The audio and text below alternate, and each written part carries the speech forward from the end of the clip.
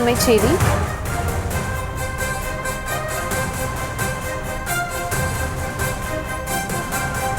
Annapurna hotel உரிமையாளர் எந்த விதத்திலும் தவறாக பேசவில்லை என்றும் அதிகார மமதையில் பாஜக அரசு செயல்படுவதாகவும் முன்னாள் அமைச்சர் ஜெயக்குமார் தனது கண்டனங்களை பதிவு செய்திருக்கிறார்.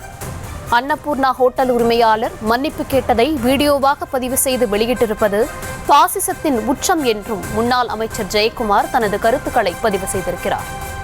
அதற்காக அழைத்து மிரட்டி மன்னிப்பு கேட்க வைப்பது கேவலப்படுத்தும் விதமான செயல் என்றும் அவர் தனது கண்டனங்களை பதிவு செய்திருக்கிறார். விவரங்களுடன் இணைகிறார் செய்தியாளர் பாரி கார்த்திக். வணக்கம் பாரி கார்த்திக், விவரம்.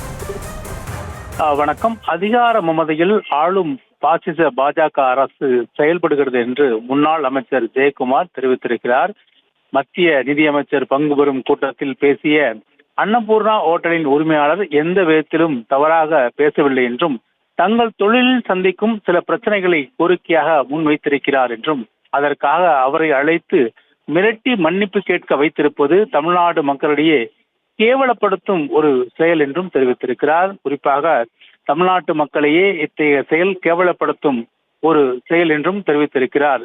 இதை வீடியோவாக பதிவு செய்து வெளியிட்டிருப்பது பாசிசத்தின் உச்சம் என்றும் கருத்து தெரிவித்திருக்கிறார். மேலும் கோயம்புத்தூர் மக்கள் பாசத்தில் மட்டுமல்ல ரோசத்திலும் அதிகமானவர்கள்தான் எனும் சுட்டிக்காட்டியிருக்கும் முன்னாள் அமைச்சர் ஜெயக்குமார் இனி எந்த காலத்திலும் தமிழ்நாட்டில் கோவையிலும் மக்கள் பாஜகவை ஏற்றுக்கொள்ள மாட்டார்கள் என்றும் இந்த செயலால் இன்னும் ஒரு நூற்றாண்டு ஆனாலும் பாஜக இதற்காக வருந்தும் என்றும் தனது எக்ஸ் பக்கத்தில் முன்னாள் அமைச்சர் ஜெயக்குமார் தெரிவித்திருக்கிறார்.